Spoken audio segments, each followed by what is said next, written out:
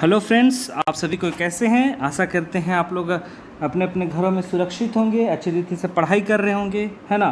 तो हम लोग ने कल असहयोग आंदोलन के बारे में देखा जो महात्मा गांधी की अगुवाई में हुई थी, और आज भी हम लोग सविनय अवज्ञा आंदोलन के बारे में देखेंगे। कुछ महत्वपूर्ण क्वेश्चंस को देखेंगे, और यह आंदोलन भी महात्मा गांधी की अगुवाई में ही की गई थी, जो पूरे भारतवर्ष को आज़ादी दिलाने में इस आंदोलन का बहुत ही महत्वपूर्ण योगदान रहा था, है ना। तो ज़्यादा देर ना करते हुए आज के पहले क्वेश्चंस को हम शुरू करते हैं, ठीक है। पहला क्वेश्चन, सविनय अवज्ञा आंदोलन का प्रस्ताव कब पारित किया गया।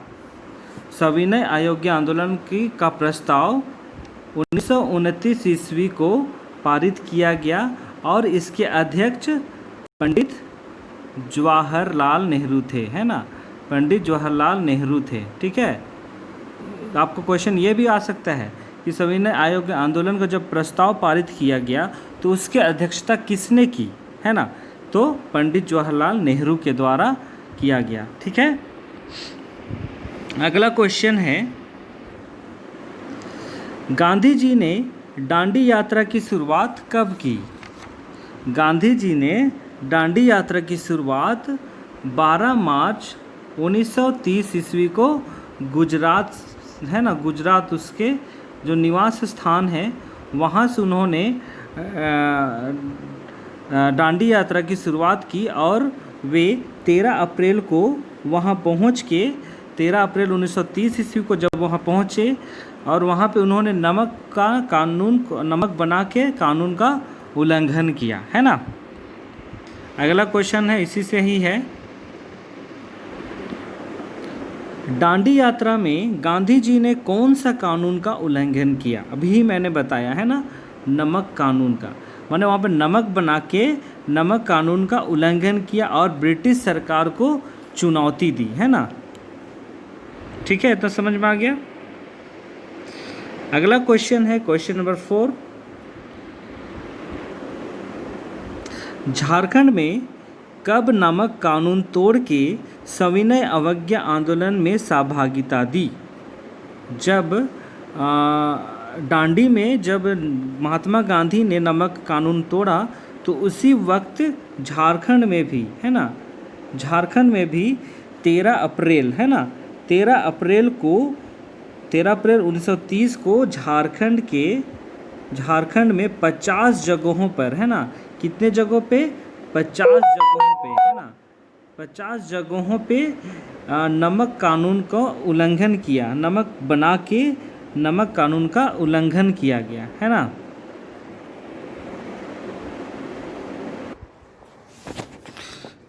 अगला क्वेश्चन है, 5 मई 1930 ईस्वी को रांची के किस एसोसिएशन ने विदेशी वस्तुओं का बहिष्कार किया। किस एसोसिएशन ने, रांची बार एसोसिएशन ने। और विदेशी वस्तु का बहिष्कार के साथ साथ उन्होंने खादी वस्तुओं का, है ना, खादी वस्तुओं को ग्रहण किया, खादी को ग्रहण करने का शपथ भी लिया उन्होंने, ठीक है। अगला क्वेश्चन है,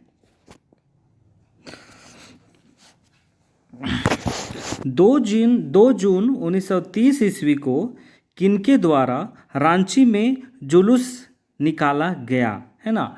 2 जून को किनके द्वारा, टाना भगतों के द्वारा। और जब यह जुलूस निकाला गया तो टाना भगतों के दल में लगभग 40 टाना भगत थे, है ना।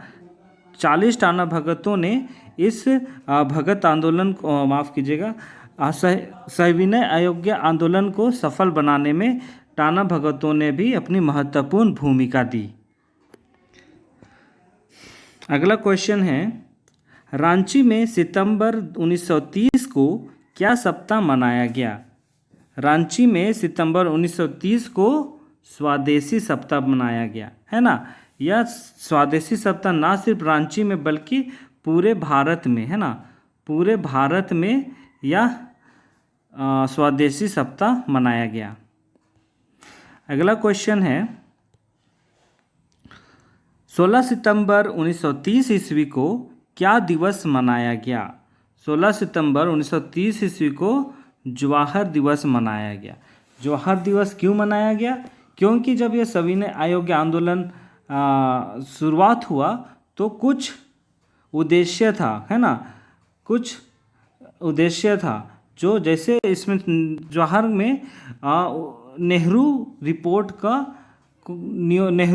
को सपोर्ट करना था, है ना, जो 1928 ईस्वी में बनाया गया था नेहरू रिपोर्ट। ठीक है, अगला क्वेश्चन है,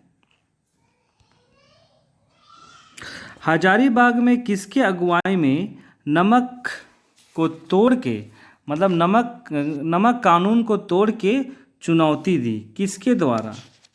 किसके द्वारा? कृष्ण वल्लभ सहाय की अगुवाई में। और यह नमक कानून कहाँ तोड़ा गया? हजारीबाग के खजांची, है ना, खजांची तालाव, है ना, खजांची तालाव में नमक बना के कृष्ण वल्लभ सहाय की अगुवाई में नमक कानून का उल्लंघन किया गया। अगला क्वेश्चन है, सिंहभूम में किसकी अगुवाई में नमक सत्याग्रह हुआ? सिंहभूम में किसके अगुवाई में हुआ? ननी गोपाल मुखर्जी, है ना, ननी गोपाल मुखर्जी ने नमक कानून को तोड़कर नमक सत्याग्रह का नेतृत्व किया गया। और यह सत्याग्रह जमशेदपुर, सिंहभूम के जमशेदपुर में, है ना, जमशेदपुर शहर में नमक सत्याग्रह आयोजन किया गया था। ठीक है, अगला क्वेश्चन है, पलामू में किसके अगुवाई में नमक सत्याग्रह हुआ? पलामू में चंद्रिका प्रसाद वर्मा और सोनार सिंह खरवार की अगुवाई में नमक सत्याग्रह हुआ। और यह सत्याग्रह पलामू के चंदवा में, है ना, चंदवा में एक सभा के द्वारा किया गया। ठीक है, अगला क्वेश्चन है, संथाल परगना में किसके अगुवाई में महिलाओं ने नमक कानून को चुनौती दी? किसकी अगुवाई में? श्रीमती शैलबाला राय की अगुवाई में नमक कानून का उल्लंघन करके नमक सत्याग्रह का समर्थन किया और ब्रिटिश शासन को ये महिलाओं के द्वारा ब्रिटिश सरकार को चुनौती दी गई, है ना। और जब यह सत्याग्रह चलाया गया तो उस पर कई लोग गिरफ्तार हुए, कई संथाल नेता गिरफ्तार हुए, है ना। ठीक है, इतना समझ में आ गया। अगला क्वेश्चन है, सविनय अवज्ञा आंदोलन की समाप्ति के बाद गांधी जी झारखंड दौरे पर कब आए? जब सविनय अवज्ञा आंदोलन समाप्त हो गया तो वर्ष 1934 ईस्वी को अप्रैल माह में, है ना, अप्रैल माह में वे झारखंड आए, है ना, झारखंड दौरे पर। और वे रांची में 4 दिन के लिए यहाँ रुके थे, रांची में ही रुके थे। ठीक है, अगला क्वेश्चन है, 1937 ईस्वी में भारत में किसके तहत चुनाव कराए गए? जब सविनय अवज्ञा आंदोलन समाप्त हुआ तो यहाँ एक चुनाव कराया गया जो भारत सरकार अधिनियम 1935 के अंतर्गत, उसके तहत यह चुनाव कराया गया जनवरी 1937 ईस्वी में।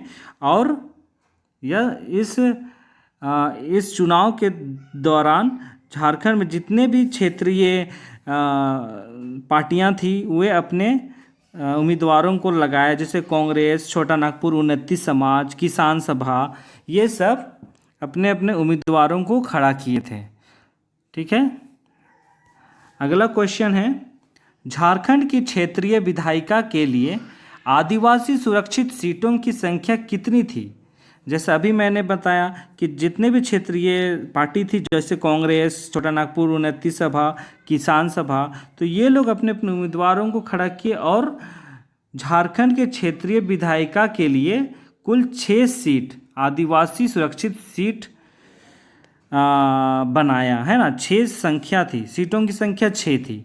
ठीक है, तो इतनी आज का सविनय अवज्ञा आंदोलन का महत्वपूर्ण क्वेश्चन यहीं पे समाप्त होता है। कुल हमने आज 16 क्वेश्चंस किए, तो हर एक क्वेश्चंस बहुत ही महत्वपूर्ण है ना, झारखंड के इतिहास के लिए। तो और भी कुछ इससे रिलेटेड जो भी मुझे इम्पोर्टेंस लगेगा उसे मैं आप लोगों के लिए नोट्स बना के प्रेजेंट ज़रूर करूँगा, है ना।